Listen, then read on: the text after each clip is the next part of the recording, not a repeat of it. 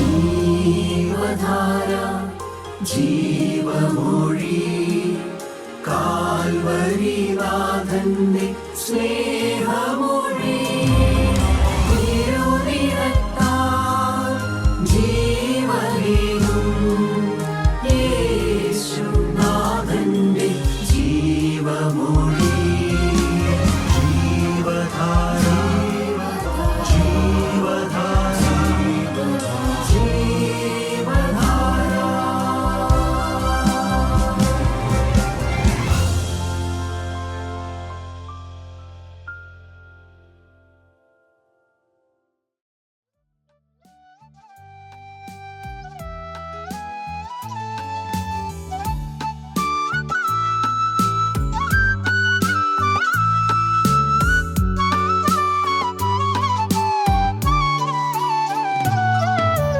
പാതകർ മധ്യത്തിൽ പാതകനിപ്പോൾ പാപമായി തീർന്നു നീ ക്രൂശിന്മേൽ.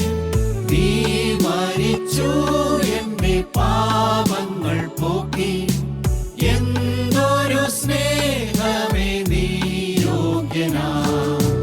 നീ എന്നും യോഗ്യൻ, നീ എന്നും യോഗ്യൻ. ദൈവത്തിൻ കുഞ്ഞാടേ നീ യോഗ്യനാ.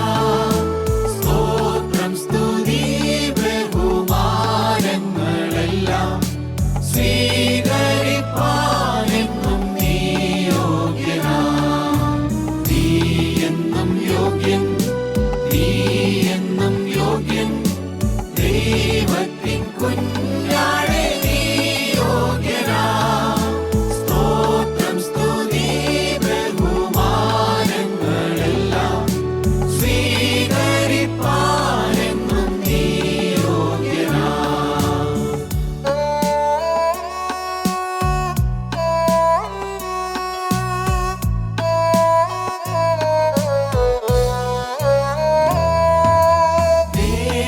ദേവാധിദേവൻ നീ രാജാധിരാജൻ. ദൂതന്മാരാ പകൽ വാഴ്ത്തിടുന്നു.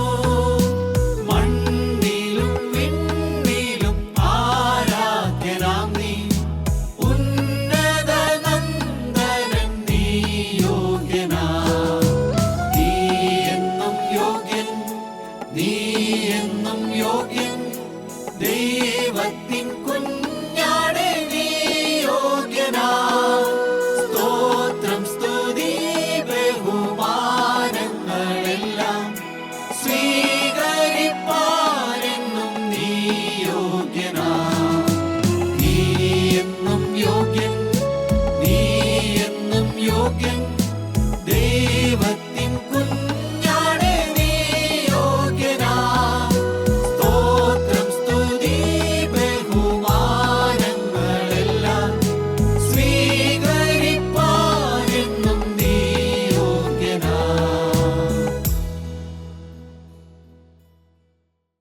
ദൈവ തിരുനാമത്തിന് മഹത്വം ഉണ്ടാകട്ടെ.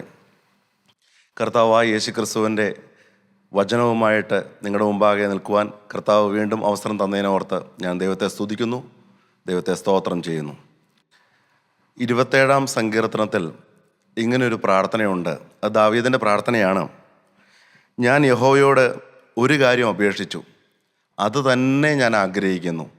യഹോവയുടെ മനോഹരത്വം കാണുവാനും അവൻ്റെ മന്ദിരത്തിൽ ധ്യാനിപ്പാനും എൻ്റെ ആയുഷ്കാലമൊക്കെയും യഹോവയുടെ ആലയത്തിൽ പാർക്കേണ്ടതിനും തന്നെ. ദാവീദ് യുദ്ധരംഗങ്ങളിലായിരിക്കുമ്പോൾ ആരാധനാലയങ്ങളിൽ നിന്ന് അകലെയായിരുന്നു. പല സമയങ്ങളിലും ഗുഹകളിലും എല്ലാം ഒളിച്ചു പാർക്കേണ്ടി വന്നപ്പോൾ ദാവീദ് ചിന്തിക്കുകയാണ്, ഞാൻ യഹോവയുടെ മനോഹരത്വം എന്ന് കാണും, അവൻ്റെ ആലയത്തിൽ എനിക്കൊന്ന് പാർത്തെങ്കിൽ, അവനെ ഒന്ന് ആരാധിച്ചിരുന്നെങ്കിൽ എന്ന് ദാവീദ് പ്രാർത്ഥിക്കുകയാണ്, ആഗ്രഹിക്കുകയാണ്. എന്നാൽ അതിൻ്റെ ആത്മീയ അർത്ഥം നമ്മൾ ഇങ്ങനെ ചിന്തിക്കാം, ഞാൻ യഹോവയോട് ഒരു കാര്യം അപേക്ഷിക്കുന്നു, അത് തന്നെ ഞാൻ ആഗ്രഹിക്കുന്നു. യഹോവയുടെ മനോഹരത്വം എനിക്ക് കാണണം, എനിക്ക് എൻ്റെ ദൈവത്തെ ഒന്ന് നേരിട്ട് കാണണം, അവൻ്റെ മന്ദിരത്തിൽ എനിക്ക് ധ്യാനിക്കണം. പോരാ, എൻ്റെ ആയുഷ്കാലമൊക്കെയും നിത്യത മുഴുവനും ദൈവത്തോടൊപ്പം എനിക്ക് വാസം ചെയ്യണം. അവൻ്റെ മുഖം നേരിൽ കണ്ടുകൊണ്ട് അവനെ ആരാധിച്ച് മഹത്വപ്പെടുത്തിക്കൊണ്ട് അവനെ നന്ദി നിറഞ്ഞ ഹൃദയത്തോടെ അവനോടൊപ്പം എനിക്ക് സ്തുതിച്ച് അവൻ്റെ ആലയത്തിൽ പാർക്കണം. ഇതായിരിക്കണം ഓരോ ഭക്തൻ്റെയും ആഗ്രഹം. എന്നെ കേൾക്കുന്ന സഹോദരി സഹോദരന്മാരെ, നാം ഈ ഭൂമിയിൽ ജീവിക്കുമ്പോൾ, ഈ ലോകത്ത് പല തിരക്കുകളിൽപ്പെട്ട് ജീവിക്കുമ്പോൾ, നമ്മുടെ മക്കളുടെ കാര്യം, ജീവിത പങ്കാളിയുടെ കാര്യം, മറ്റ് പഠനത്തിൻ്റെ കാര്യം, ജോലിയുടെ കാര്യം, ബിസിനസ്സിൻ്റെ കാര്യം, ഇങ്ങനെ പല കാര്യങ്ങളിൽ നമ്മൾ വ്യാപൃതരാകുമ്പോൾ നാം നിത്യതയെക്കുറിച്ച് മറന്നു പോകാറുണ്ടോ? നമ്മുടെ മരണത്തിനപ്പുറമുള്ള ജീവിതത്തെക്കുറിച്ച് നമ്മൾ ചിന്തിക്കാറുണ്ടോ? മരണത്തിനപ്പുറം ഒരു നിത്യതയുണ്ട് എന്നും ആ നിത്യത നമുക്ക് വേണ്ടി ക്രൂശിൽ മരിച്ചവനായ നമ്മുടെ ആത്മാവ് സ്വർഗത്തിൽ എത്തുവാൻ തക്കവണ്ണം നമ്മളെ രക്ഷിക്കാൻ വന്ന കർത്താവായ യേശുവിനോടൊപ്പം വാഴേണ്ടതാണ് എന്നുള്ള ചിന്ത നമ്മളെ ഭരിക്കാറുണ്ടോ? ദൈവത്തിന് മഹത്വം. നിത്യത യേശുവിനോടൊപ്പം നമുക്ക് വേണ്ടി പ്രാണൻ വെടിഞ്ഞ അരുമനായകനായ യേശുക്രിസ്തുവിൻ്റെ പൊന്നുപാദം മുത്തിക്കൊണ്ട് അവൻ്റെ ആണിപ്പിടുകളിലേക്ക് നോക്കിക്കൊണ്ട് അവനെ ആരാധിച്ചുകൊണ്ട് മനോഹരമായി അവനെ സ്തുതിച്ചുകൊണ്ട് ജീവിക്കുന്ന ജീവിതം, പ്രിയമുള്ളവർ, എത്ര മനോഹരമാണ്. നമ്മുടെ പ്രിയപ്പെട്ടവർ അവിടെ ഉണ്ടെങ്കിൽ എത്ര മനോഹരമായിരിക്കും. ദൈവത്തിന് സ്തോത്രം, ദൈവത്തിന് മഹത്വം. അനേക പ്രവാചകന്മാർ, വിശുദ്ധന്മാർ, അനേക രക്തസാക്ഷികൾ, യേശുവിന് വേണ്ടി ജീവൻ കളഞ്ഞവർ, അവരോടൊപ്പം കർത്താവിനെ ആരാധിക്കുന്ന, കർത്താവിനെ മഹത്വപ്പെടുത്തുന്ന മനോഹരമായ ഒരു രംഗം, പരിശുദ്ധ മാലാഖമാരിരിക്കുന്നതായ സ്വർഗം, നിത്യത. പ്രിയമുള്ളവരെ, ഇവിടെ ദാവീദ് പ്രാർത്ഥിക്കുകയാണ്, അവൻ്റെ മനോഹരത്വം എനിക്കൊന്ന് കാണണം, എൻ്റെ ആയുഷ്കാലമൊക്കെയും അവൻ്റെ ആലയത്തിൽ എനിക്ക് പാർക്കണം, അവനെ എനിക്ക് സ്തുതിക്കണം എന്നാണ് ദാവീദ് പ്രാർത്ഥിക്കുന്നത്. നമ്മൾ കുറച്ച് കാലങ്ങളായിട്ട് മരണത്തെക്കുറിച്ച്, ഭക്തന്മാരുടെ മരണത്തെക്കുറിച്ച്, അഭക്തന്മാരുടെ മരണത്തെക്കുറിച്ചെല്ലാം ചിന്തിക്കുകയുണ്ടായി. എന്നാൽ ഇന്ന് ഞാൻ പറയാൻ ആഗ്രഹിക്കുന്ന കാര്യം മരണാനന്തര ജീവിതത്തെക്കുറിച്ചാണ്. മരണത്തിനപ്പുറം എന്ത് എന്നതിനെക്കുറിച്ചാണ്. പഴയ നിയമ ഭക്തന്മാർ, പഴയ നിയമ വിശുദ്ധന്മാർ മരണത്തിനപ്പുറമുള്ള ജീവിതത്തെക്കുറിച്ച് അവർ ചിന്തിച്ചിരുന്നു. മരിച്ചു കഴിഞ്ഞാൽ എന്ത് എന്നവർ ചിന്തിച്ചിരുന്നു. അവരുടെ ആത്മാവ് എവിടെ പോകുമെന്ന് അവർ ചിന്തിച്ചിരുന്നു. നമുക്ക് വായിക്കാം, ഇയ്യോബിൻ്റെ പുസ്തകം 14 അധ്യായം 10 വാക്യം വായിക്കാം. പുരുഷനോ മരിച്ചാൽ ദ്രവിച്ചു പോകുന്നു, മനുഷ്യൻ പ്രാണനെ വിട്ടാൽ പിന്നെ അവൻ എവിടെ? മനുഷ്യൻ പ്രാണനെ വിട്ടാൽ പിന്നെ അവൻ എവിടെ? ഇയ്യോബ് ചോദിക്കുകയാണ്. മനുഷ്യൻ്റെ പ്രാണൻ നഷ്ടപ്പെട്ട് കഴിഞ്ഞാൽ, ഈ ഭൂമിയിൽ മരണം സംഭവിച്ചു കഴിഞ്ഞാൽ, അവൻ നിദ്രയിലേക്ക് പോയി കഴിഞ്ഞാൽ പിന്നെ അവൻ്റെ അവസ്ഥ എന്ത് എന്ന് വീണ്ടും ഇയ്യോബ് ചോദിക്കുകയാണ്. 14 വാക്യം. മനുഷ്യൻ മരിച്ചാൽ വീണ്ടും ജീവിക്കുമോ? മനുഷ്യൻ മരിച്ചാൽ വീണ്ടും ജീവിക്കുമോ എന്നാണ് ഇയ്യോബ് ചോദിക്കുന്നത്. പ്രിയമുള്ളവരെ, ഇത് പലരുടെയും ചിന്താഗതിയാണ്, മരണത്തിനപ്പുറം എന്ത് എന്ന്. മരിച്ചവരാരും ഈ ഭൂമിയിലേക്ക് തിരിച്ചു വന്നിട്ടില്ലല്ലോ, അപ്പോൾ മരണത്തിനപ്പുറം എന്ത് എന്ന്. എന്നാൽ ഭക്തന്മാർക്ക് അതിന് കൃത്യമായ വ്യക്തമായ മറുപടി ഉണ്ടായിരുന്നു. ഇയ്യോബ് തന്നെ അതിനുള്ള മറുപടി കണ്ടെത്തുന്നുണ്ട്. 19 അധ്യായം 25 വാക്യത്തിൽ ഇവിടെ കാണാൻ കഴിയും. അതിനുള്ള മറുപടി ഇയ്യോബ് പറയുന്നുണ്ട്. മനുഷ്യൻ മരിച്ചു കഴിഞ്ഞാൽ വീണ്ടും ജീവിക്കുമെന്ന് ഇയ്യോബ് പറയുകയാണ്. ഭക്തനായ ഇയ്യോബ് പറയുകയാണ്, ദൈവത്തിൽ അടിയുറച്ച വിശ്വാസമുള്ള ഇയ്യോബ് പറയുകയാണ്, മനുഷ്യൻ മരിച്ചാൽ വീണ്ടും ജീവിക്കും. വായിക്കാം. എന്നെ വീണ്ടെടുക്കുന്നവൻ ജീവിച്ചിരിക്കുന്നു എന്നും അവൻ ഒടുവിൽ പൊടിമേൽ നിൽക്കുമെന്നും ഞാൻ അറിയുന്നു. എന്നെ വീണ്ടെടുക്കുന്നവൻ ജീവിച്ചിരിക്കുന്നുവെന്നും അവൻ ഒടുവിൽ പൊടിമേൽ നിൽക്കുമെന്നും ഞാൻ അറിയുന്നു. എൻ്റെ ത്വക്ക് ഇങ്ങനെ നശിച്ച ശേഷം ഞാൻ ദേഹസഹിതനായി ദൈവത്തെ കാണും. എൻ്റെ ത്വക്ക് ഇങ്ങനെ നശിച്ച ശേഷം, എൻ്റെ ശരീരം ഈ ഭൂമിയിൽ അടക്കപ്പെട്ടതിന് ശേഷം, എൻ്റെ ശരീരം ചീഞ്ഞഴുകിയാലും ഞാൻ എൻ്റെ ദൈവത്തെ കാണും. ഞാൻ ദേഹസഹിതനായി ദൈവത്തെ കാണും. ഈ ഭൂമിയിൽ എൻ്റെ ദേഹം നഷ്ടപ്പെട്ടു പോയാലും പുതിയൊരു ദേഹം എനിക്ക് ലഭിക്കും. ദേഹസഹിതനായിട്ട് ഞാൻ ദൈവത്തെ കാണും.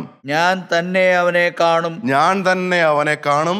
അന്യനല്ല, എൻ്റെ സ്വന്തം കണ്ണ് അവനെ കാണും. എൻ്റെ സ്വന്തം കണ്ണുകൊണ്ട് ഞാൻ അവനെ കാണുമെന്നാണ് പറയുന്നത്. എന്തൊരു പ്രത്യാശയാണ് നോക്കൂ പ്രിയമുള്ളവരെ. ദൈവത്തിന് മഹത്വം. ദൈവത്തിൽ വിശ്വാസമുള്ളവർക്ക്, ദൈവത്തെ നോക്കി ജീവിച്ചവർക്ക്, അവൻ്റെ വചനം അനുസരിച്ചവർക്ക്, അവൻ്റെ കൽപ്പനകൾ പ്രമാണിച്ചവർക്ക്, ദൈവത്തെ പ്രസാദിപ്പിച്ച് നടന്നവർക്ക് മരണത്തിനപ്പുറം ജീവിതം ഉണ്ട് എന്ന അടിയുറച്ച വിശ്വാസം ഉണ്ടായിരുന്നു. അവർക്ക് ദൈവത്തെ കാണാമെന്നുള്ള വിശ്വാസം ഉണ്ടായിരുന്നു. ദൈവത്തിൻ്റെ അരുളപ്പാടുകൾ കേൾക്കുക മാത്രമല്ല, ദൈവത്തെ മുഖാമുഖം കാണാൻ പറ്റുമെന്നുള്ള വിശ്വാസം ഉണ്ടായിരുന്നു. പ്രിയമുള്ളവരെ, അതുകൊണ്ടാണ് ഇയ്യോബ് പറയുന്നത്, ഞാൻ അവനെ കാണും, ഞാൻ ദേഹസഹിതനായി അവനെ കാണും, ഞാൻ തന്നെ അവനെ കാണും, എൻ്റെ സ്വന്തം കണ്ണ് അവനെ കാണും. ഇങ്ങനെ പറയാനുള്ള പ്രത്യാശ എത്ര പേർക്കുണ്ട്? നമ്മൾ കൂട്ടായ്മ കൂടുന്നവരാണ്, നമ്മൾ വചനം കേൾക്കുന്നവരാണ്, നമ്മൾ ദേവാലയത്തിൽ പോകുന്നവരാണ്, കുർബാന ചൊല്ലുന്നവരും കുർബാന അർപ്പിക്കുന്നവരും കുർബാനയിൽ പങ്കെടുക്കുന്നവരുമാണ്. ആത്മീയ ആചാരങ്ങളും അനുഷ്ഠാനങ്ങളും പല കാര്യങ്ങളിൽ വ്യാപൃതരാണ് നമ്മൾ. എന്നാൽ ഞാൻ ചോദിക്കട്ടെ പ്രിയമുള്ളവരെ, ആത്മീയമായ പ്രസ്ഥാനങ്ങളിൽ പ്രവർത്തിക്കുന്നുണ്ടെങ്കിൽ പോലും, കൂട്ടായ്മയിൽ വന്ന് പങ്കെടുക്കുന്നുണ്ടെങ്കിൽ പോലും, വചനം കേൾക്കുന്നുണ്ടെങ്കിൽ പോലും, പല ശുശ്രൂഷകൾ ചെയ്യുന്നുണ്ടെങ്കിൽ പോലും, എത്ര പേർക്ക് ഇങ്ങനൊരു പ്രത്യാശയുണ്ട്? എൻ്റെ കർത്താവിനെ ഒരു നാൾ ഞാൻ കാണും, എനിക്ക് വേണ്ടി അറക്കപ്പെട്ട ദൈവത്തിൻ്റെ കുഞ്ഞാട് ഞാൻ കാണും, അവൻ്റെ മുഖം ഞാൻ കാണും, എനിക്ക് വേണ്ടി തകർക്കപ്പെട്ട കർത്താവിനെ ഞാൻ കാണും. എന്നെ സ്നേഹിച്ച്, ഞാൻ പാപിയായിരിക്കുമ്പോൾ തന്നെ എന്നെ സ്നേഹിച്ച് എന്നെ തേടി വന്ന് ഈ ഭൂമിയിൽ വന്ന് 33 വർഷക്കാലം എനിക്ക് വേണ്ടി ജീവിച്ച് എനിക്ക് വചനം തന്ന എന്നെ രക്ഷിക്കുവാൻ വേണ്ടിയിട്ട് വന്ന രക്ഷനെ ഞാൻ കാണും. എൻ്റെ വീണ്ടെടുപ്പുകാരനെ ഞാൻ കാണും. എനിക്ക് വേണ്ടി മുറിവേറ്റതായ കൈകളും കാലുകളും ഞാൻ കാണും. എനിക്ക് വേണ്ടി തുളയ്ക്കപ്പെട്ടതായ ശരീരം ഞാൻ കാണും. അവൻ്റെ മുറിവുകളിൽ ഞാൻ മുത്തം വയ്ക്കും. എൻ്റെ കണ്ണുനീർ കൊണ്ട് അവൻ്റെ പാദം ഞാൻ കഴുകും. അവനെ ഞാൻ മുഖാമുഖം കാണും. അവനെ ഞാൻ ആലിംഗനം ചെയ്യും. എത്ര പേർക്കുണ്ടാ വിശ്വാസം? എത്ര പേർക്കുണ്ടാ പ്രത്യാശ? ദൈവത്തിന് മഹത്വം. ഇവിടെയുള്ള ഭക്തന്മാർ അവർ കാണുന്നില്ല യേശുവിനെ. അവർ ദൈവത്തെ കണ്ടുകൊണ്ടല്ല ആരാധിക്കുന്നത്, അവർ കാണാതെ വിശ്വസിക്കുകയാണ്. അല്ലേ? നമ്മൾ കാണാതെ വിശ്വസിക്കുകയല്ലേ? ദൈവത്തിന് മഹത്വം. നമ്മൾ വിശ്വസിക്കുകയാണ് 2000 വർഷങ്ങൾക്ക് മുമ്പ് യേശു നമ്മെ തേടി വന്നു, ഈ ഭൂമിയിൽ ജീവിച്ചു. 33 വർഷക്കാലം ഈ ഭൂമിയിൽ ജീവിച്ചു. അവൻ നമുക്ക് വേണ്ടി നമ്മുടെ പാപത്തിന് പരിഹാരം വരുത്തി. നമ്മൾ വിശ്വസിക്കുന്നില്ലേ പ്രിയമുള്ളവരെ? ദൈവത്തിന് മഹത്വം. അതുകൊണ്ടല്ലയോ നമ്മൾ മാനസാന്തരത്തിലേക്ക് വന്നത്? അതുകൊണ്ടല്ലയോ നമ്മൾ പാപങ്ങൾ ഏറ്റുപറഞ്ഞ് ഉപേക്ഷിച്ചത്? അതുകൊണ്ടല്ലേ ലോകത്തിൻ്റെ മായ കാഴ്ചകളുടെ പിന്നാലെ പോകാതിരിക്കുന്നത്? അനേകർ പാപത്തിൻ്റെ മട്ടൂറ്റി കുടിച്ച് നടക്കുമ്പോഴും ഒരു പേപ്പട്ടിയെ പോലെ ലോകത്തിൻ്റെ പിന്നാലെ പാപത്തിൽ രസിച്ച് ജീവിക്കുമ്പോഴും അതെല്ലാം ത്യജിച്ചുകൊണ്ട്, തന്നെത്താൻ ത്യജിച്ചുകൊണ്ട്, കുരിശും പെറുക്കൊണ്ട് യേശുവിൻ്റെ പിന്നാലെ പോകുന്നത് എന്തുകൊണ്ടാണ് പ്രിയമുള്ളവരെ? മരണത്തിനപ്പുറം ഒരു നിത്യത ഉണ്ട്. അതെനിക്ക് വേണ്ടി പ്രാണൻ കളഞ്ഞവനായ എൻ്റെ യേശുപ്പനെ അതെനിക്ക് തരും. നിത്യജീവനിലേക്ക് ഞാൻ ഒരു നാളിൽ പ്രവേശിക്കും. ദൈവത്തിന് മഹത്വം. അവനെ മുഖാമുഖം കാണും. ആ പ്രത്യാശ കൊണ്ടുപോകും. എന്തിനു പതരണം പ്രിയമുള്ളവരെ? ജീവിതത്തിൽ കൊടുങ്കാറ്റുകളുണ്ട്, ഇല്ല എന്ന് ഞാൻ പറയുന്നില്ല. ജീവിതത്തിൽ, നമ്മുടെ ജീവിതത്തിൽ പ്രശ്നങ്ങളുണ്ട്, ദുരിതങ്ങളുണ്ട്. ഇതിൽ നിന്ന് ആരും ഒഴിഞ്ഞവരല്ല. കഷ്ടതകളുണ്ട്, കണ്ണുനീരുണ്ട്, നെടുവീർപ്പുണ്ട്, ദുഃഖങ്ങളുണ്ട്. എന്നാൽ പ്രിയമുള്ളവരെ, ആ ദുഃഖങ്ങളുടെ മധ്യത്തിലും ഓളങ്ങളുടെയും തിരമാലകളുടെയും മധ്യത്തിൽ ഇതിനെല്ലാം ശാന്തമാക്കാൻ കൈകൾ ഉയർത്തിപ്പിടിച്ച് നിൽക്കുന്ന യേശുവിനെ നാം കാണുന്നില്ലേ? ഭക്തന്മാർക്ക് ആ പ്രത്യാശ ഉണ്ടായിരുന്നു. നമ്മൾക്ക് ആ പ്രത്യാശ ഉണ്ടാവേണ്ടതാണ്. ഭക്തനായ ദാവീദ് പറയുന്നത് എന്താണെന്ന് നമുക്ക് കേൾക്കാം. 17-ാം സങ്കീർത്തനം 15-ാം വാക്യം നമുക്ക് വായിച്ചു കേൾക്കാം. 17-ാം സങ്കീർത്തനം 15-ാം വാക്യം. ഞാനോ നീതിയിൽ നിന്റെ മുഖത്തെ കാണും, ഞാൻ ഉണരുമ്പോൾ നിന്റെ രൂപം കണ്ട് തൃപ്തനാകും. ഞാൻ മരണമെന്ന നിദ്രയിലേക്ക് പ്രവേശിച്ച് മരണമെന്ന നിദ്രയിൽ നിന്ന് ഉണരുമ്പോൾ നിന്റെ രൂപം കണ്ട് ഞാൻ തൃപ്തനാകും. ഞാൻ നിന്റെ മുഖത്തെ കാണുമെന്നാണ് സങ്കീർത്തനക്കാരനായ ദാവീദ് പറയുന്നത്. പ്രിയമുള്ളവരെ, സഭാപ്രസംഗ പുസ്തകം 12-ാം അധ്യായം 7-ാം വാക്യം വായിക്കാം. അവിടെ ശലോമോൻ എന്താണ് പറയുന്നത് നമുക്ക് നോക്കാം. പൊടി പണ്ടായിരുന്നതുപോലെ ഭൂമിയിലേക്ക് തിരികെ ചേരും, ആത്മാവ് അതിനെ നൽകിയ ദൈവത്തിൻ്റെ അടുക്കിലേക്ക് മടങ്ങിപ്പോകും. പൊടി പണ്ടായിരുന്നതുപോലെ ഭൂമിയിലേക്ക് തിരികെ ചേരും. ആദാമും ഹവ്വായും പാപം ചെയ്തപ്പോൾ നിത്യനായ ദൈവം ഉൽപ്പത്തി പുസ്തകത്തിൽ പറയുകയാണ്, ആദാമിനോട് പറയുകയാണ്, നീ പൊടിയാകുന്നു, പൊടിയിലേക്ക് തിരികെ ചേരുമെന്ന്. എന്നാൽ ശലോമോൻ ആത്മാവിൽ പറയുകയാണ്, അവൻ്റെ ആത്മാവ് ദൈവത്തിൻ്റെ അടുക്കലേക്ക്, അതിൻ്റെ ഉടമസ്ഥനായ ദൈവത്തിൻ്റെ അടുക്കലേക്ക് പോകുമെന്ന്. പ്രിയമുള്ളവരെ, പഴയ നിയമ വിശുദ്ധന്മാർക്ക് വിശ്വാസമുണ്ടായിരുന്നു മരണത്തിനപ്പുറം ഒരു ജീവിതമുണ്ട് എന്നും, മരണത്തിനപ്പുറം ആത്മാവ് മരണം സംഭവിക്കുന്നില്ല എന്നും, ദൈവത്തിനടുക്കലേക്ക് പോകുമെന്നും. എന്നാൽ വിശ്വാസികളാണ് ദൈവത്തിനടുക്കലേക്ക് പോകുന്നത്. അവിശ്വാസികൾ, പാപത്തിൽ ജീവിക്കുന്നവർ, മാനസാന്തരമില്ലാത്തവർ നിത്യനാശത്തിലേക്ക് പോകുമെന്ന് ബൈബിള് പറയുന്നു. പ്രിയമുള്ളവരെ, മരണത്തിനപ്പുറമുള്ള ജീവിതത്തെക്കുറിച്ച് കൃത്യവും വ്യക്തവുമായിട്ട് അനേക തെളിവുകൾ ബൈബിളിൽ നിന്ന് കാണാൻ കഴിയുന്നു. മരണത്തിനപ്പുറമുള്ള ജീവിതത്തെക്കുറിച്ച്, നിത്യതയെക്കുറിച്ച്, പ്രിയമുള്ളവരെ, സ്വർഗത്തെക്കുറിച്ചും പർദീസയെക്കുറിച്ചും 700ഓളം പ്രാവശ്യം ബൈബിളിൽ പറയുന്നുണ്ട്. എന്നാൽ പാതാളത്തെക്കുറിച്ചും നരകത്തെക്കുറിച്ചും ഏതാണ്ട് 90ഓളം പ്രാവശ്യം ബൈബിളിൽ പറയുന്നുണ്ട്. പ്രിയമുള്ളവരെ, ദൈവത്തിന് മഹത്വം. ഒരു സ്വർഗമുണ്ട്, ഒരു നരകമുണ്ട് എന്ന്. ലൂക്കോസിന്റെ സുവിശേഷം 16-ാം അധ്യായം 19 മുതലുള്ള വാക്യങ്ങൾ വായിക്കാം. 19 മുതൽ 22 വരെയുള്ള വാക്യങ്ങൾ. അവിടെ കർത്താവായ യേശു ക്രിസ്തു ഒരു ധനവാന്റെയും ലാസറിന്റെയും സംഭവകഥ പറഞ്ഞുകൊണ്ട് മരണത്തിനപ്പുറമുള്ള ജീവിതത്തെക്കുറിച്ച് പറയുകയാണ്. വായിക്കാം. ധനവാനായ ഒരു മനുഷ്യനുണ്ടായിരുന്നു. അവൻ ധൂമ്രവസ്ത്രവും പട്ടും ധരിച്ച് ദിനംപ്രതി ആഡംബരത്തോടെ സുഖിച്ചുകൊണ്ടിരുന്നു. ലാസർ എന്നു പേരുള്ള ഒരു ദരിദ്രൻ വ്രണം നിറഞ്ഞവനായി അവൻ്റെ പടിപ്പുരയ്ക്കൽ കിടന്നു. ധനവാന്റെ മേശയിൽ നിന്ന് വീഴുന്നത് തിന്ന് വിശപ്പടക്കുവാൻ ആഗ്രഹിച്ചു. നായ്ക്കളും വന്ന് അവൻ്റെ വ്രണം നക്കും. ആ ദരിദ്രൻ മരിച്ചപ്പോൾ ദൂതന്മാർ അവനെ അബ്രഹാമിൻ്റെ മടിയിലേക്ക് കൊണ്ടുപോയി. പ്രിയമുള്ളവരെ, അവരുടെ ഭൂമിയിലെ ജീവിതത്തെക്കുറിച്ച് 3 വാക്യങ്ങളിൽ ഒതുക്കുകയാണ് കർത്താവായ യേശു ക്രിസ്തു. 13 വാക്യങ്ങളാണ് അവരുടെ മരണാനന്തര ജീവിതത്തെക്കുറിച്ച് പറയാൻ കർത്താവ് ഉപയോഗിക്കുന്നത്. ആ 13 വാക്യങ്ങളിൽ 3 വാക്യങ്ങൾ ഭൂമിയിലെ കാര്യങ്ങൾ പറയുമ്പോൾ ബാക്കിയുള്ള 10 വാക്യങ്ങൾ മരണാനന്തര ജീവിതത്തെക്കുറിച്ചാണ് പറയുന്നത്, മരണത്തിനപ്പുറമുള്ള ജീവിതത്തെക്കുറിച്ചാണ് പറയുന്നത്. ദൈവത്തിന് മഹത്വം. 3 വാക്യങ്ങളിൽ ആ ധനവാൻ ഈ ഭൂമിയിൽ എങ്ങനെ ജീവിച്ചു എന്ന് പറയുകയാണ്. ദൈവത്തിന് മഹത്വം. ദരിദ്രൻ ഈ ഭൂമിയിൽ എങ്ങനെ ജീവിച്ചു എന്ന് പറയുകയാണ്. നമ്മൾ ഒരു മരണം സംഭവിച്ചു എന്ന് കേട്ട് കഴിയുമ്പോൾ ആരെങ്കിലും നമ്മുടെ വേണ്ടപ്പെട്ടവർ മരിച്ചു എന്ന് കേട്ട് കഴിയുമ്പോൾ, അല്ല നമുക്ക് പരിചയമുള്ള ആരെങ്കിലും മരിച്ചു എന്ന് കേട്ട് കഴിയുമ്പോൾ നമ്മൾ ആദ്യം ചോദിക്കുന്നത് എന്താണ്? അവൻ എങ്ങനെയാണ് മരിച്ചത് എന്നാണ്. എങ്ങനെയാണ് മരിച്ചതെന്ന് അറിയാൻ നമുക്ക് താല്പര്യമുണ്ട്. എന്നാൽ ദൈവം ചോദിക്കുന്നത് എന്താണെന്ന് അറിയാമോ? അവൻ എങ്ങനെ ജീവിച്ചു എന്നാണ്. പരിശുദ്ധ മാലാഖമാർ ചോദിക്കുന്നത് എന്താണെന്ന് അറിയാമോ? അവൻ എങ്ങനെയാണ് ജീവിച്ചു എന്നാണ് അവർ പരിശോധിക്കുന്നത്. ദൈവത്തിന് മഹത്വം. ധനവാൻ ജീവിക്കുന്നു, ദരിദ്രൻ ജീവിക്കുന്നു, എങ്ങനെ ജീവിക്കുന്നു എന്നവിടെ കൃത്യവും വ്യക്തമായിട്ട് പറയുന്നുണ്ട്. എന്നാൽ പിന്നീട് അവരുടെ മരണം സംഭവിക്കുകയാണ്. മരണത്തിനപ്പുറം അവർ എങ്ങോട്ട് പോയി എന്ന് കൃത്യവും വ്യക്തവുമായിട്ട് കർത്താവായ യേശു ക്രിസ്തു പറയുകയാണ്. ദരിദ്രൻ മരിച്ചപ്പോൾ അവൻ അബ്രഹാമിൻ്റെ മടി എന്ന് പറയുന്നതായ പരിശുദ്ധന്മാരുടെ നിരയിലേക്ക് പോവുകയാണ്, പർദീസയിലേക്ക് പോവുകയാണ്. വിശ്വാസികളുടെ പിതാവായ അബ്രഹാമിൻ്റെ മടിയിലേക്ക് പോവുകയാണ്. കാരണം അവനൊരു വിശ്വാസിയായിരുന്നു. എന്നാൽ ധനവാൻ മരിച്ചപ്പോൾ അടക്കം ലഭിച്ചതിന് ശേഷം അവൻ പോകുന്നത് പാതാളത്തിലേക്കാണ്. ഈ ഭൂമിയിൽ നല്ല സ്ഥാനമാനങ്ങളെല്ലാം ലഭിച്ചിരുന്നു, നല്ല അംഗീകാരങ്ങളും പ്രശസ്തി പത്രങ്ങളെല്ലാം ലഭിച്ചിരുന്നു, നല്ല ഉന്നതിയെല്ലാം ലഭിച്ചിരുന്നു, മറ്റുള്ളവരുടെ മുമ്പിൽ ബഹുമാനിക്കാൻ തക്കവണ്ണം യോഗ്യതയുള്ള ജീവിതമെല്ലാം അവൻ നയിച്ചിരുന്നു, മറ്റുള്ളവർ ബഹുമാനിച്ചിരുന്നു. എന്നാൽ മരണം കഴിഞ്ഞപ്പോൾ കാര്യങ്ങളെല്ലാം മാറി മറിയുകയാണ്. ആ ധനവാന്റെ 5 സഹോദരന്മാരെ കുറിച്ച് പിന്നീട് പറയുന്നുണ്ട്. അവരെല്ലാം അവൻ്റെ ശവോടക്ക് കഴിഞ്ഞ് നല്ല രീതിയിലെല്ലാം ശുശ്രൂഷകളെല്ലാം നടത്താൻ കഴിഞ്ഞല്ലോ, ഏറ്റവും ഉന്നതന്മാരെ കൊണ്ട് തന്നെ ശുശ്രൂഷകളെല്ലാം ചെയ്യിക്കാൻ കഴിഞ്ഞല്ലോ, ഏറ്റവും ഉന്നതമായ ദേവാലയത്തിൽ തന്നെ അടക്കിയല്ലോ, അതുകൊണ്ട് തങ്ങളുടെ സഹോദരൻ ഇപ്പോൾ പർദീസയിൽ വിശ്രമിക്കുന്നുണ്ടാകും എന്നായിരിക്കും അവർ ചിന്തിക്കുന്നത്. ഇത്രയും പേര്, ഇത്രയും വലിയ ജനക്കൂട്ടമെല്ലാം കൂടിയല്ലോ, അവരെല്ലാം എൻ്റെ സഹോദരന് വേണ്ടിയിട്ട് പ്രാർത്ഥിച്ചു കാണുമല്ലോ എന്നെല്ലാം ചിന്തിച്ച് ആശ്വസിച്ചിരിക്കുകയാണ്. പക്ഷെ അവിടെ നടക്കുന്ന കാര്യങ്ങളൊന്നും അവർക്കറിയാൻ പാടില്ല. ധനവാൻ മരിച്ചു, അടക്കപ്പെട്ടു, ഉടനെ തന്നെ പറയുകയാണ് പാതാളത്തിൽ യാതന അനുഭവിക്കുന്നു. എന്നാൽ ദരിദ്രനെ കുറിച്ച് ചിന്തിക്കാൻ ആരും ഉണ്ടായിരുന്നില്ല. അവന് പേര് പറയുന്നുണ്ട് ലാസർ. അതുകൊണ്ട് സംഭവകഥ തന്നെയാണത്, ഉപമയല്ല. കർത്താവ് ഉപമയിൽ ഒരിടത്തും പേര് പറഞ്ഞിട്ടില്ല. ധൂർത്തപുത്രന്റെ ഉപമയിലോ വിധക്കാരൻ്റെ ഉപമയിലോ ഒന്നും കർത്താവ് പേര് പറഞ്ഞിട്ടില്ല. എന്നാൽ ഇവിടെ കൃത്യമായിട്ട് പറയുകയാണ് ലാസർ എന്ന് പേരുള്ള ദരിദ്രൻ. സംഭവകഥയാണ്. ദൈവത്തിന് മഹത്വം, ദൈവത്തിന് സ്തോത്രം. ആ ദരിദ്രനെ കുറിച്ച് ആരും ഓർത്ത് കാണില്ല. ഒരു തെണ്ടിപ്പട്ടിയെ പോലെ ഈ ഭൂമിയിൽ ജീവിച്ചു. ഏതെങ്കിലും പട്ടി ചത്തു കഴിഞ്ഞാൽ ആരെങ്കിലും മൈൻഡ് ചെയ്യുമോ? ആരെങ്കിലും കുഴിച്ചിടാൻ നോക്കുമോ? അവിടെ അവൻ അടക്കപ്പെട്ടു എന്നുള്ള കാര്യമൊന്നും പറയുന്നില്ല. ആരാലും വിലയില്ലാതെ, ആരാലും പരിഗണിക്കപ്പെടാതെ, ആരാലും മാനിക്കപ്പെടാതെ ഈ ദരിദ്ര ഈ ഭൂമിയിൽ ജീവിച്ചു, ലാസർ ഈ ഭൂമിയിൽ ജീവിച്ചു.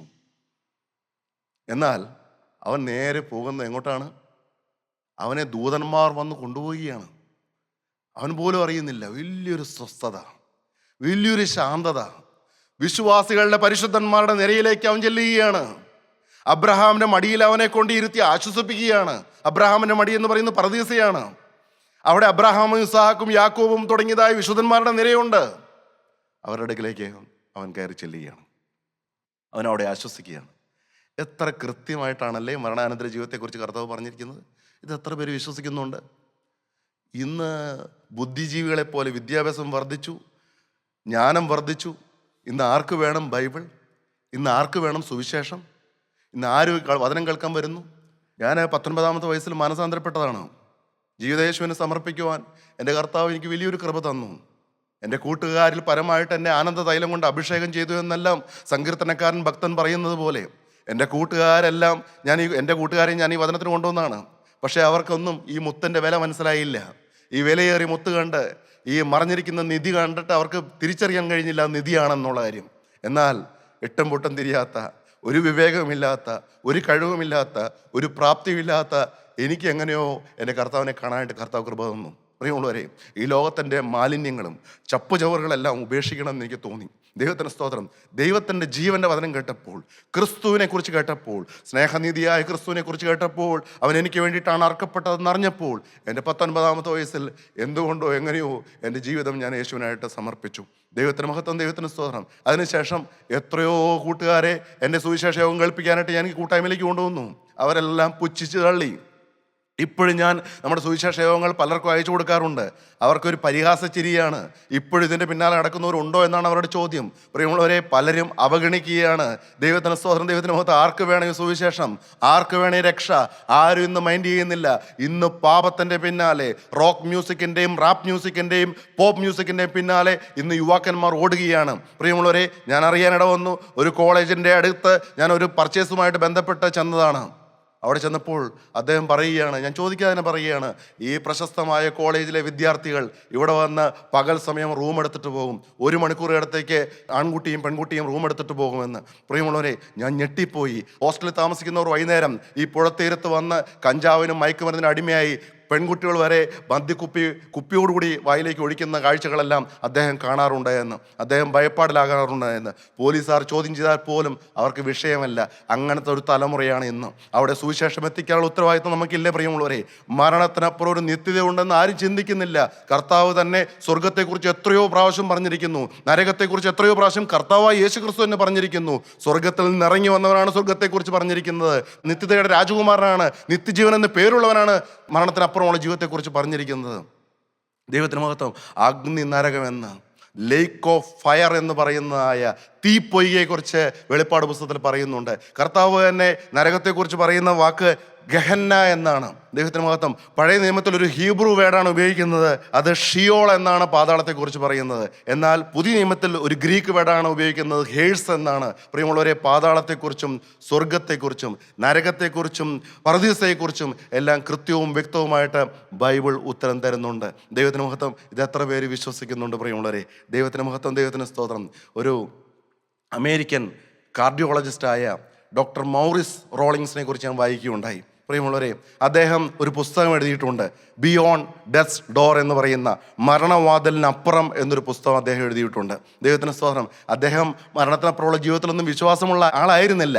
എന്നാൽ അദ്ദേഹം മരിച്ച ഉടനെ, കാർഡിയാക് അറസ്റ്റ് മൂലം മരിച്ച ഉടനെ തന്നെ അവർക്ക് ജീവൻ കൊടുക്കാൻ വേണ്ടിയിട്ട് യന്ത്രങ്ങളുടെ സഹായത്തോടെ ജീവൻ കൊടുക്കുന്ന ഒരു സംവിധാനമുണ്ട്. അതിന് CPR എന്നാണ് പറയുന്നത്, കാർഡിയോ പൾമനറി റെസിസ്റ്റേഷൻ എന്ന് പറയുന്ന CPR മുഖാന്തരം അവർ കൃത്രിമമായിട്ട് ഹൃദയത്തെ ചലിപ്പിക്കാൻ നോക്കും യന്ത്രത്തിൻ്റെ സഹായത്തോടുകൂടി.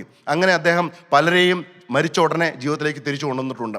കൃത്രിമ ശ്വാസോച്ഛ്വാസം നൽകി പലരെയും തിരിച്ചു കൊണ്ടുവന്നിട്ടുണ്ട്. പ്രിയമുള്ളവരെ, അങ്ങനെ മരിച്ച ഉടനെ അവർ ജീവിതത്തിലേക്ക് തിരിച്ചു വന്നതിന് ശേഷം പലരുടെ അനുഭവങ്ങൾ കേട്ടപ്പോൾ അദ്ദേഹം ഞെട്ടിപ്പോയി ഉണ്ടായി. അദ്ദേഹം വിശ്വാസത്തിലേക്ക് വരികയുണ്ടായി. അദ്ദേഹം തീർച്ചയായിട്ടും വിശ്വസിച്ചു മരണത്തിനപ്പുറം ഒരു ജീവിതമുണ്ട് എന്ന്. അതുകൊണ്ടാണ് അദ്ദേഹം ഒരു പുസ്തകം എഴുതിയത്. ആ പുസ്തകത്തിൽ ടു ഹെൽ ആൻഡ് ബാക്ക് എന്ന് പറയുന്നതായ ആദ്യത്തെ അധ്യായത്തിൽ അദ്ദേഹം ഒരു കാര്യം വർണ്ണിക്കുന്നുണ്ട്. അദ്ദേഹം പറയുകയാണ്, ഒരു മനുഷ്യൻ മരിച്ചു, കാർഡിയാക് അറസ്റ്റ് മൂലം മരിച്ചു. എന്നാൽ ഞങ്ങൾ ഉടനെ തന്നെ CPR കൊടുത്തു. ചുരുങ്ങിയ സമയത്തിനുള്ളിൽ അദ്ദേഹത്തിന് ജീവൻ തിരിച്ചു കിട്ടി. അദ്ദേഹം ഉച്ചത്തിൽ നിലവിളിച്ചുകൊണ്ട് പറയുകയാണ്, നരകം ഭയാനകമാണ്, ഞാൻ നരകത്തിലായിരുന്നു, എന്നെ അങ്ങോട്ട് വിടല്ലേ, എന്നെ മരിക്കാൻ അനുവദിക്കല്ലേ, എന്നെ അതിൽ നിന്ന് രക്ഷിക്കണമേ എന്ന് പറഞ്ഞ് അദ്ദേഹം ഭയപ്പാടുകൂടി ഭയപരവശനായി നിലവിളിച്ചുകൊണ്ട് പറയുന്നതായ ശബ്ദം അദ്ദേഹം കേട്ടപ്പോൾ അദ്ദേഹവും നടുങ്ങിപ്പോയി എന്ന്. അങ്ങനെ പലരുടെ അനുഭവങ്ങൾ കേട്ടപ്പോൾ അദ്ദേഹത്തിന് മനസ്സിലായി മരണത്തിനപ്പുറം ഒരു ജീവിതമുണ്ട് എന്ന്. അദ്ദേഹം വിശ്വാസത്തിലേക്ക് വന്നു എന്ന്. അങ്ങനെ മരണത്തിൽ നിന്ന് രക്ഷപ്പെട്ടവർ പിന്നെ നല്ലൊരു ജീവിതം നയിച്ചതായിട്ടും അദ്ദേഹത്തിൻ്റെ പുസ്തകത്തിൽ പറയുന്നുണ്ട്. പ്രിയമുള്ളവരെ, ഇങ്ങനെയുള്ള അനുഭവങ്ങളുണ്ട്. പക്ഷെ നമുക്ക് എന്തിനാണ് ഈ അനുഭവങ്ങൾ? നമുക്ക് ബൈബിൾ ഉണ്ടല്ലോ, ബൈബിളിൽ തിരുവചനമുണ്ടല്ലോ. ഈ ബൈബിളിൽ എന്ത് പറയുന്നു എന്ന് നോക്കിയാൽ മതിയല്ലോ പ്രിയമുള്ളവരെ. ദൈവത്തിന് മഹത്വം. ഇവിടെ നമുക്ക് ആ വാക്യം ഒന്ന് വീണ്ടും വായിക്കാം. ലൂക്കോസിന്റെ സുവിശേഷം 16 അധ്യായം 22 മുതലുള്ള വാക്യങ്ങൾ വായിക്കാം. ആ ദരിദ്രൻ മരിച്ചപ്പോൾ ദൂതന്മാർ അവനെ അബ്രഹാമിൻ്റെ മടിയിലേക്ക് കൊണ്ടുപോയി. ധനവാനും മരിച്ചു അടക്കപ്പെട്ടു. പാതാളത്തിൽ യാതന അനുഭവിക്കുമ്പോൾ മേലോട്ട് നോക്കി ദൂരത്തു നിന്ന് അബ്രഹാമിനെയും അവൻ്റെ മടിയിൽ ലാസറിനെയും കണ്ടു. ദൈവത്തിന് മഹത്വം, ദൈവത്തിന് സ്തോത്രം. ഈ ദരിദ്രൻ മരിച്ചപ്പോൾ ദൂതന്മാർ വന്നു എന്നാണ് അവിടെ പറയുന്നത്. ഒരു ഭക്തൻ പറയുകയുണ്ടായി, സ്വർഗത്തിൽ ചെന്നാൽ 2 അത്ഭുതങ്ങൾ നമ്മളവിടെ കാണും. 2 അത്ഭുതങ്ങൾ. ഒന്ന്, അവിടെ ഒരിക്കലും എത്തില്ല എന്ന് നമ്മൾ വിചാരിച്ചിരുന്നവർ അവിടെ എത്തിയതായിട്ട് നമ്മൾ കാണുന്നു. ഒരിക്കലും എത്താൻ സാധ്യതയില്ല എന്ന് വിചാരിച്ച പലരും അവിടെ എത്തിയതായിട്ട് കാണുന്നു. രണ്ടാമത്തെ അത്ഭുതം, സ്വർഗത്തിൽ എത്തുമെന്ന് വിചാരിച്ച പലരും അവിടെ ഉണ്ടാകുകയില്ല എന്ന്. ദൈവത്തിന് സ്തോത്രം, ദൈവത്തിന് മഹത്വം. ഒരു ഭക്തൻ പറഞ്ഞ കാര്യമാണ്. ഇവിടെ ലാസർ പർദീസിലേക്ക് എടുക്കപ്പെടുകയാണ്. പക്ഷെ അവനെ കൊണ്ടുവരാനായിട്ട് ദൂതന്മാർ വന്നു എന്നാണ് അവിടെ പറയുന്നത്. ഈ ധനവാനെ കൊണ്ടുപോകാൻ ദൂതന്മാർ വന്നില്ല. ഞാൻ ചോദിക്കട്ടെ, ഈ ദൂതന്മാർക്ക് എങ്ങനെ ലാസറിനെ അറിയാം? ഈ ദൂതന്മാർക്ക് എങ്ങനെ ലാസറിനെ അറിയാം? അതറിയണമെങ്കിൽ ലൂക്കോസിന്റെ സുവിശേഷം 15 അധ്യായം, അത് മുഴുവനും മാനസാന്തരത്തെക്കുറിച്ച് പറയുന്ന അധ്യായമാണ്. പ്രിയമുള്ളവരെ, അവിടെ ഒരു പാപി മാനസാന്തരപ്പെടുമ്പോൾ സ്വർഗം സന്തോഷിക്കുന്നതിനെ കുറിച്ച് പറയുന്നുണ്ട്. ഒരു പാപി മാനസാന്തരപ്പെട്ടപ്പോൾ സ്വർഗം സന്തോഷിച്ചതിനെ കുറിച്ച് പറയുന്നുണ്ട്. ദൈവത്തിന് മഹത്വം. ഒരു പാപി മാനസാന്തരപ്പെടുമ്പോൾ സ്വർഗീയ ദൂതന്മാരുടെ ഇടയിൽ സന്തോഷമുണ്ടാവുന്നതിനെ കുറിച്ച് പറയുന്നുണ്ട്.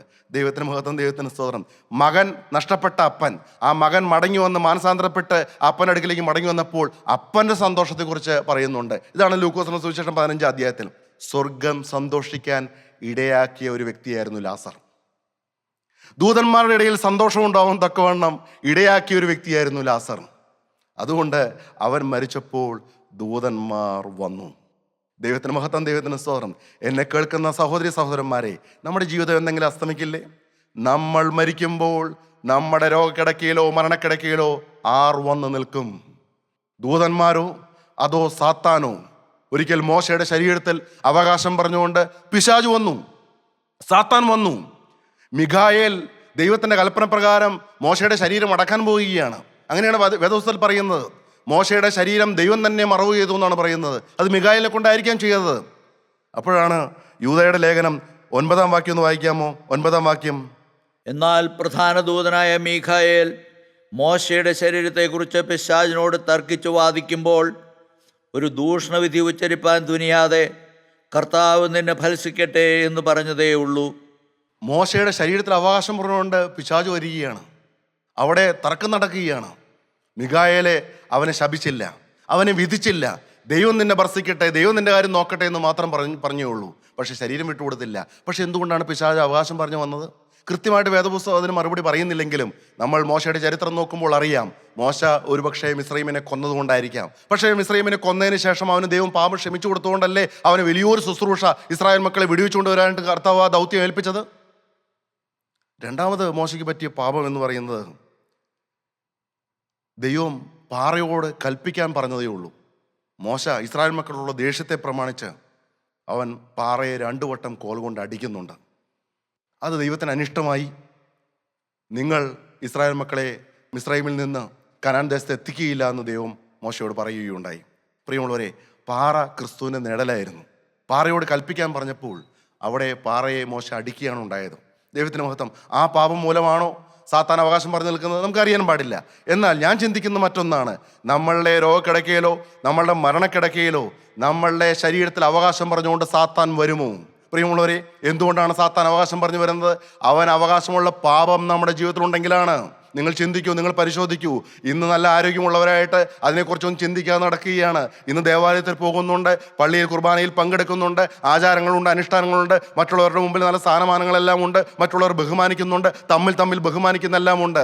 എന്നാൽ പ്രിയമുള്ളവർ, കൂട്ടായ്മയിൽ വരുന്ന അനേകരുണ്ട്, വചനം കേൾക്കുന്നുണ്ട്, സത്യ കൂട്ടായ്മയിൽ വന്നിട്ടും ദൈവത്തിൻ്റെ പരിശുദ്ധാത്മാവ് വ്യാപരിക്കുന്ന രംഗത്ത് വന്നിട്ടും സമർപ്പണം എടുക്കാതെ പോകുന്ന അനേകരുണ്ട്. എന്നാൽ സമർപ്പണം എടുത്തവർ പോലും ഇന്ന് പിശാചിന് അവകാശം കൊടുക്കുന്നവരായിട്ടുണ്ടോ?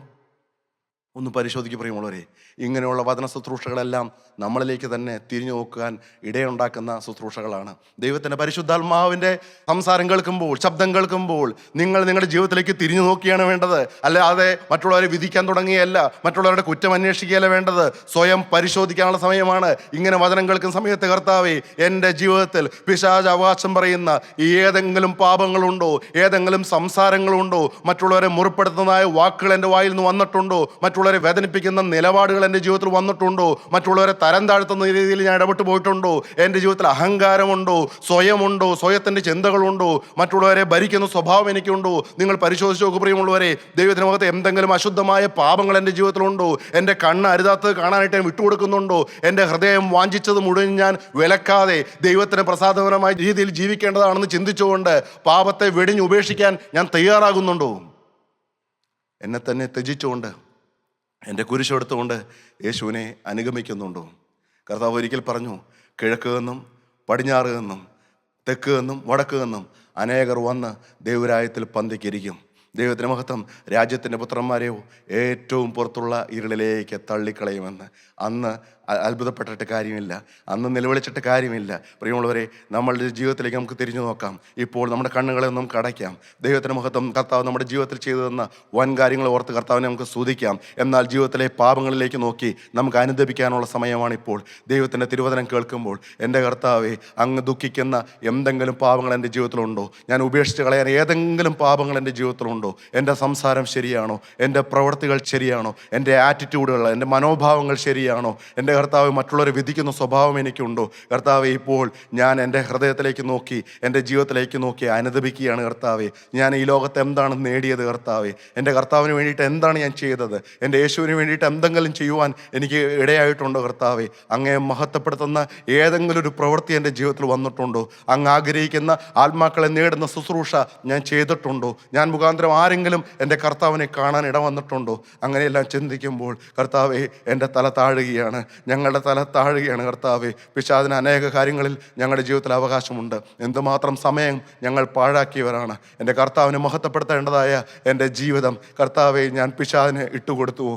എൻ്റെ കർത്താവെ, ഇപ്പോൾ അനുതാപ ഹൃദയത്തോടെ, മാനസാന്തരത്തോടെ ഒരു പുതിയ സൃഷ്ടിയായിട്ട് അങ്ങയുടെ അടുക്കിലേക്ക് ഞങ്ങൾ വരികയാണ് കർത്താവെ. നിൻ്റെ വിലയേറിയ രക്തത്താൽ ഞങ്ങളെ കഴുകണമേ, ഞങ്ങളുടെ പാപങ്ങൾ ക്ഷമിച്ചു തരണമേ, പുതിയ സൃഷ്ടിയായിട്ട് ജീവിപ്പാനുള്ള കൃപ തരണമേ, നിൻ്റെ പരിശുദ്ധാത്മാവിനെ പകരണമേ. ഇന്നത്തെ ദിവസം മുതൽ ഒരു വിശുദ്ധനായിട്ട് ജീവിക്കും, ഒരു വിശുദ്ധമതിയായിട്ട് ജീവിക്കുമെന്ന് ഞങ്ങൾ തീരുമാനിക്കുകയാണ്. സകലതും ഞങ്ങൾക്കായി ജീവനം വെച്ച യേശുവിൻ്റെ നാമത്തിൽ ചോദിക്കുന്നു, കൃപയുടെ കേട്ട് ഉത്തരം തരുമാറാകണമേ.